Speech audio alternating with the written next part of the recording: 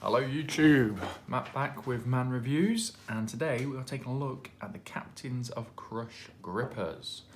May not have heard of these things before, certainly a few years ago I hadn't. These are for your grip strength, which is why the hands are a little bit more chalky than usual. So basically Captains of Crush, they are branded as the gold standard of grippers. And it really is true. I've been buying these, using them for a couple of years now, and they are really top quality. They do a range of strengths rather. So this would be the trainer. See, it's got a little T for trainer on the bottom, and then they range up from there. So actually, I believe the lowest rated one is the guide. You then have the sport, then we got the trainer, then we start to go up in numbers. So we go 0.5 after the trainer, then it goes 1, 1.5, 2, 2.5, 3, and 3.5 and 4. Obviously all going up in strength, one at a time. So the reason I bought these and started just getting into using them was just for training. Like to do a good bit of deadlifting. And I was just struggling holding on to the bar, to be honest, as the weights got heavier. Holding on. I know you can use double over-under grip, and you can use hook grip, you can use some straps, but I just wanted to get a stronger grip for general training, which always seems to be handy. So that's what I've gone for. One thing I would say, if you do get some of these and you want to start training with them, would get yourself some chalk. I like to use the liquid chalk. Got myself this from Amazon, Battle Box liquid chalk. Seems to be pretty good. It's just a lot less hassle than the standard sort of weightlifting chalk. You can really go covering on your hands, no problem. So that's what I'd recommend. In terms of using the gripper, what most people will do, they'll just kit it in the hand and they'll try and squeeze it.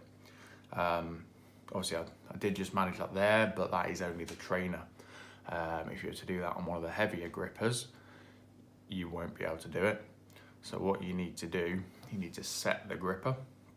So looking at the gripper here, we can see this spring slightly straight there compared to this one's a little bit more curved. So the straight one is what people call the dog leg. So you want to get the dog leg, put that in your hand, and you want to just sort of create a kind of pocket for the gripper there, the top of your hand. You really do want this back handle pretty far up, close to your knuckles. You don't want it back there because your hand won't move far enough to close a tougher gripper. So you want it right up there, and you want to just hold it in place with your thumb. You notice this bit sort of lines up with the middle of my pinky finger, and the top of this one lines up with the second finger in. After that, get your other hand pinched together to get the gripper partially closed before you wrap your fingers around. So we just do it like this, fingers around, then you're in a good position and you can close the gripper. So that's what you want to be doing. As I say, obviously that gets more and more difficult the higher up the grippers you go. So look pretty easy, but that is only the trainer. So there we are. If you're sort of, relatively strong guy and you're just getting into this, I'd actually recommend you do get the trainer.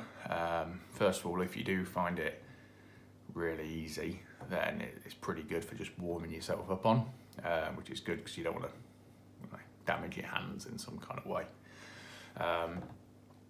So I would say get the trainer and maybe get yourself the 1 or possibly the 1.5 if you're pretty strong.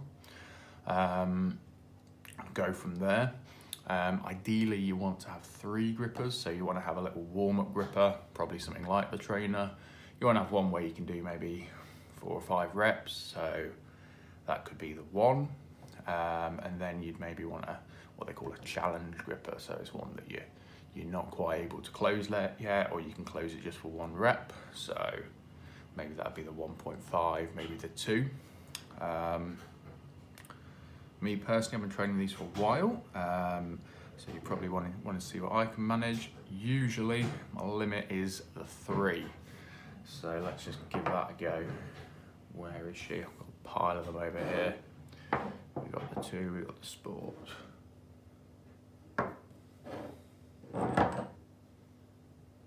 2.5, 2.5. 3 is hiding over here. So you can see number 3. People tend to show the little end piece so you can prove you're not cheating. So we get a set into my hand like this. You just pop her in, and then we give it a squeeze. Just about got that one closed there. So there we go. That's about the limits of my grip. Interesting to see. Write me a comment below what you can do. I've actually got the 3.5 as well, and my God, the jump up from the 3 to the 3.5 is pretty crazy, and I'm absolutely nowhere near closing that. So interesting to see what people can do. So yeah, hope you liked the video. Please give us a thumbs up, and yeah, I'll pop a little link to these guys below.